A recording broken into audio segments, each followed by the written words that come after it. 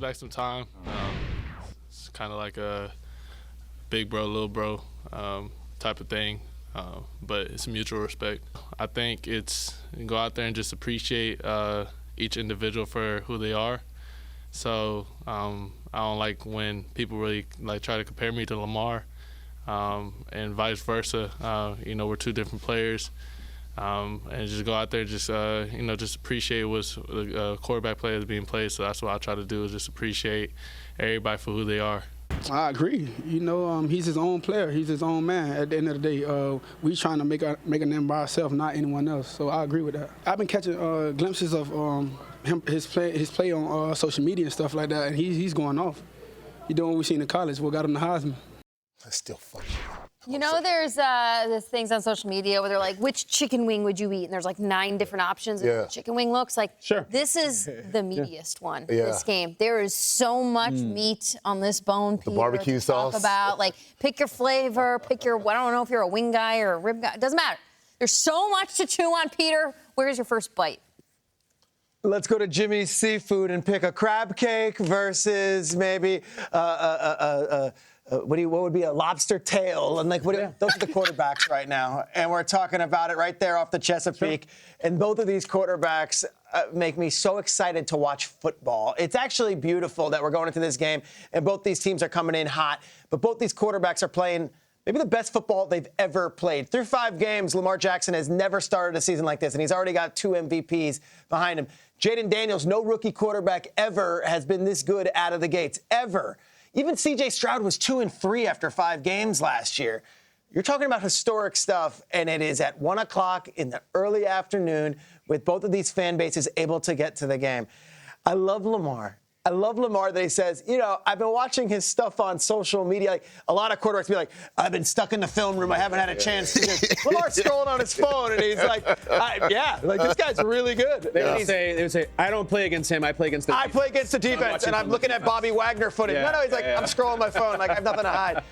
I love the quarterback matchup. This sounds so simple, and maybe it's not the most in-depth analysis from someone who talks to people at both sides, but I think both of these quarterbacks are playing better than any other quarterbacks in the NFL right now, and that includes Stroud and Darnold and, of course, Mahomes in Kansas City. I think you have the 2 best quarterbacks in the league at this moment, and they're going at it versus each other, and I expect a lot of points. We'll save the predictions for the score at the end, but I do expect this, a big offensive shootout and just candy, get your popcorn ready. An absolute blast in the early afternoon on Sunday. Okay, so we're talking food here. I got hungry. You guys know I'm a foodie. I love food. Sure. I'm thinking steakhouse, all right? And I'm thinking just the meat and potato of football. Meat and potato football starts with the run game. Yes, I think this is going to be a magnificent game for Derrick Henry. I'm talking about sirloin steak. I'm talking about the 22 ounces of just raw steak. Well, I don't eat it raw.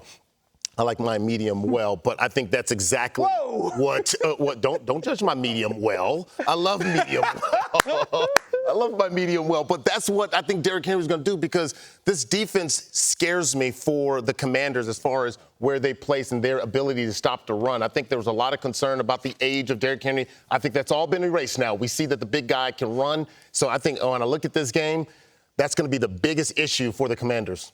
I said this yesterday. I said it today. And there's this debate between the quarterbacks. I'm going to say it again. The Ravens defense going against Jaden Daniels is what I'm going to be watching all day long. That's going to be that matchup for me. So much so that I called Roquan Smith yesterday, and he and I were talking, and I texted him. I didn't call him. And I said, what do you think about this game, bro? What's your approach to it? He's like, honestly, bro, one thing that Jaden Daniels and that Washington Commanders offense does very, very well is they forced missed tackles. And that's a place for our defense that we feel we're really good at. We're really good at tackling. Now, you're going to have to tackle Jaden Daniels in open space. And me knowing Roquan Smith and his confidence and the way that he played this game, he's very confident going into this week. He also said that Jaden Daniels hasn't faced a defense like ours. Jaden Daniels hasn't seen a front like ours, a Kyle Van Noy, a Kyle Hamilton, a Marcus Williams, a Roquan Smith. He's not going to be used to seeing a defense that's going to show you a certain look, and then when the ball snaps, we just morph like Transformers into a totally different look. He has to be able to read defenses on the fly. And so I'm really looking forward to watching Jaden Daniels and his progression against this Ravens defense, and how does he handle all of the different looks that he's going to see, all of the different disguises that he's going to see, and how does he have that success there. So I'm a little opposite, where I don't think it's going to be a lot of points on the board. Ooh. I think it's going to be one of those games where the defense is going to rise up. The Ravens are going to show their experience in these big games, and we're going to have to see how Jaden Daniels is going to respond. I can't wait to see what your score is going to be. No doubt, and we will see it shortly. We're getting to know Jaden Daniels on the fly. We're also getting to know each other as a cast on the fly. I just learned this segment that Akbar likes his steaks turned into charcoal briquettes. That's not for me. He likes to eat a tire. Yeah, just put a Goodyear on there and smear some butter and try to cut into it with a hacksaw. Medium plus. First of all, Akbar, do you know that is a myth? Like, there is no medium well, there is no medium plus. It's rare, medium, and well done. When you say that other nonsense, the waiter's like, yeah, medium, fine, I'm sure. The chef's just like, just give him a medium. I'm telling you, you're going to be kicked out of the steakhouses now for that medium. What is it, medium well? I don't want to see blood. I don't want to see blood in my steak. I want it brown. Well done. I get it. It's well done. Well done is too dry, so it's just right before well There's done. blood. I don't want the blood. There's no medium well. There's a myth. All right. We're talking about Commanders and the Ravens as well. This game is cooked real nice. Hey, nice sear on it, Peter. I'm on the side of the garlic mash. That's the running game for the Commanders. Nice. I'm intoxicated, another steakhouse reference, by the stakes of this game. And we've talked about this a lot, that the Jaden Daniels has been a sensation and they're 4-1, but it's really under the radar by NFL magnitudes. It really is, because of the time slots, because of the no prime time. I think this is the one that is the catapult into the stratosphere, even if it's a 1 o'clock kickoff. I think if you go to Baltimore and you win this game, I think then it's like, then the commercials start coming. Then it's like, I'm not even joking, like, Trump and Kamala are asked about Jaden Daniels, like, especially in Washington. Like, it is becoming more than just we're this football show.